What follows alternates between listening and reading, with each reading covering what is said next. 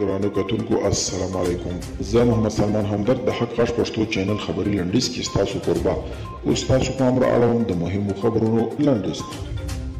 د سټارز اینډ سټرایپس په نامه امریکایي ورځپاڼې ویلي چې واشنگټن غواړي خپل سرتیري له افغانستان څخه وباسي او له همدې امله امریکا پر ولسمشر غني فشار راوړی دی څو هر څه ژر له طالبانو سره هوکړې ته ورسیږي.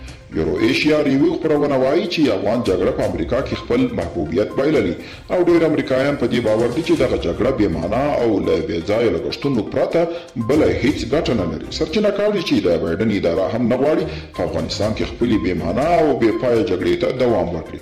په انډونیزیا کې د سیلابونو او ځمکې ښویېدو له امله د مړه شویو کسانو شمېر 81 ته لوړ شوی. د راپورونو له مخې د انډونیزیا او شرقي تیمور په ډیرو برخو کې د سختو ورښتونو له امله سیلابونه راوتلي چې د ځاني زیانونو ترڅنګ یې ګڼ مالي تاوانونه هم اړولي دي. او د افغانستان او پاکستان ترمنځ د شمالي وزیرستان د غلام خان بندر لاره چې د 2014 میلادي کال راهیسې د هر ډول تګ راتګ پر مخ تړل شوې وه په لومړي ځل دغې لارې څخه د افغانستان لخوا په سوداګریزو توکو بار موټرونه میرانشاه ته رسېدلي.